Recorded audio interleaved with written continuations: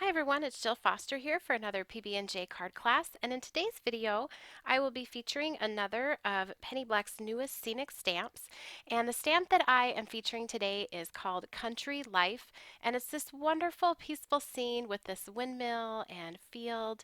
And in the video today I will be showing you two different techniques for using this stamp. The first, as seen here, is how to use this with your watercolors, and then the second, if you're not a fan of painting and you like to do more ink blending, we will be doing some ink blending for this scene. And before we begin, I wanted to mention I will have a full supply list at the very end of the video up on screen that will include everything that I'm using for each of these cards, so you can hit pause if you want to check it out in more detail at that time. So to begin, I am stamping in my Misty Stamp Positioning tool, and for the first card we're creating, we will be doing our ink blending techniques. So I am stamping onto smooth white cardstock, and I'm inking my stamp beginning here with some Ranger archival inks, and the exact colors are listed in that supply list on screen at the end of the video. And at this point, for this technique, you only need to choose inks and markers with colors that you like. So the only markers I would caution you against using are your alcohol-based markers, as those are kind of difficult to stamp with because they will dry right on your stamp. So I'm using the archival inks and the Arteza Real Brush pens, and I like to use the ink pads for any areas on light colors that have a large expanse, because you can get better coverage and pick up more detail using an ink pad because it has that flat surface to ink up the stamp, and then go back over with your markers for the tiny details or places that are a little bit difficult to reach with an ink pad. I find that the mini sized ink pads work great for this because you have a lot of control over where they go. So I stamped that green using the mini archival ink, went in with the marker to color the fence, and now also this bottom portion of the windmill. And this is such a fun technique to do because right before your very eyes you have this entire scene start to come to life. You only need one stamp to do this,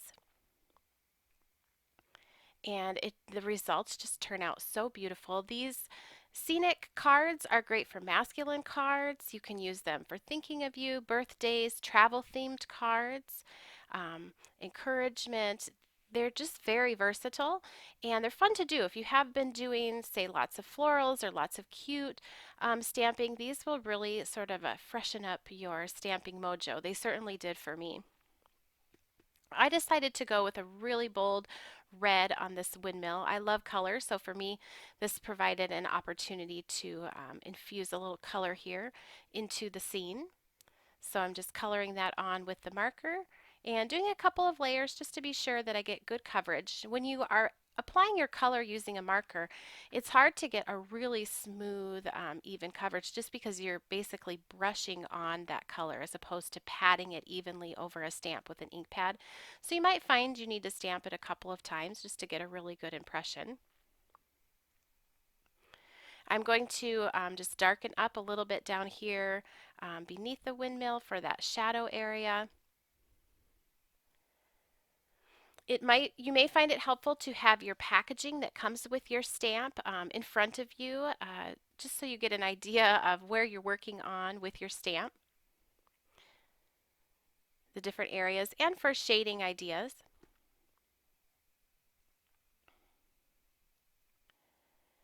And I'm just grabbing here the next item, which was just a little bit of a darker green to add that shading in. So you can see it was really easy to put that light green on with the ink pad at the very beginning, and now just add a touch here and there with a darker green, and that instantly adds a lot of depth to that entire grassy area. Just darkening it up by doing it a couple of times, so just going back and putting a little bit more on and stamping it again.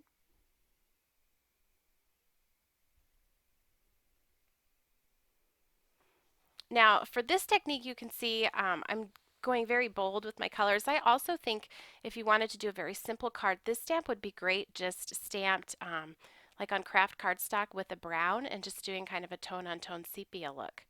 Now, before we do our embossing, I want to be sure to clean off my stamp. So I've just sprayed it with some water and I'm wiping it off with a microfiber cloth, which is just a really easy way to get it clean and doesn't leave any little fuzz onto all those little details of the stamp. I have not moved the stamp and I have not moved my paper. I'm going to pat this down with an anti-static bag because we're going to do some embossing now. So I'm using some Versamark ink and this is just a clear sticky ink to ink my stamp. And I'm going to stamp it right over all of that stamping that we've already done. Now there's a lot of detail there, so I'm just going to stamp this a couple of times just to be sure that I haven't missed anything. Then I will sprinkle this with clear embossing powder and I will heat that to set. And what that's going to do is sort of seal in all of that stamping and those colors that we've done. We can go back then and add our inks over the top and all of that embossed area will resist the inks that we add on top. So that's been, I heated that up to set that embossing powder and now I'm going to apply my inks. And I am using the Wendy Vecchi Make Art blendable dye inks and a little bit of Memento ink. I recommend that you use any of your dye inks, distress inks, your Mementos, these blendable inks like this to do your blending. You don't want any permanent inks because then that embossing will not resist those inks. They'll actually dye that embossing. So just use your dye inks. And then if any of that blending that you do is on top of your stamped and embossed areas, you can just buff it off with a dry paper towel. I'm just using a piece of light or thin computer paper just to mask off that bottom portion. If you wanted to use masking paper so you didn't have to hold it down while you were inking, you could also do that. I was just being a little lazy there, and I find it just goes straight across. Just using a piece of scratch paper works really well. I'm putting in my lighter blue first. Kind of starting off of the edges and working my way on in a circular motion using an ink blending tool with a foam pad. Now I'm going to add in a little bit darker and a little bit more vibrant blue towards the bottom of the image. And you can see now when I start getting that blue, especially like over the red of that windmill, that red stays nice and bold and vibrant even as we're applying those inks to the background because of that embossing that we did.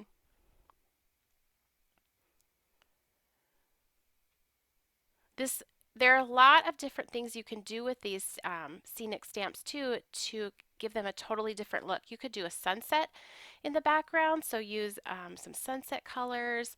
You could just, like I said, keep it very sepia or shades of brown, and it would just look totally different every different way that you did it. Here I'm going in with an even darker blue towards the base or towards the bottom of that sky area. Just blending those together. Here I'm using a jumbo sponge dauber. Any of your ink blending tools that have a sponge or a foam will work well for this. And you can see now we have that beautiful sky and the scene is just already coming to life. It is really, I hope you give these a try because it is so fun to do this. Now I'm just going to mask off that sky area and come in with my greens for the bottom. So on this right hand side I'm going to sort of put the green down here and a little bit on the left. I kind of wanted to leave an area of light there to almost look like a road heading back on towards the windmill. And I love that these stamps have a lot of perspective built in because it makes them fun to color and it also makes them look very finished and very just very professional and fun to do when they have that perspective built into the stamp. You don't have to think about doing any of it, it just happens for you. Here I'm going to go in with a little bit darker green. And what's fun about this is the areas of lighter grass that are embossed will really start to show now when we add this darker green on top. And you get a lot of lights and darks in that grassy area.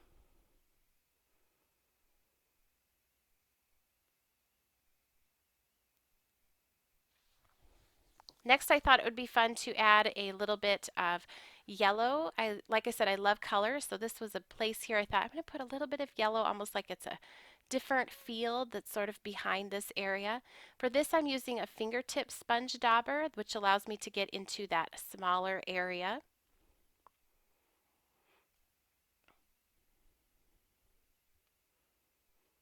And this is totally you just feel like you're coloring or painting, but you're just doing it with your inks and your ink blending tools. And I'm just digging around here off camera, sorry about that, to find my next color. And I'm just going to use another fingertip sponge dauber and a little touch of brown here for a shadow under that windmill area.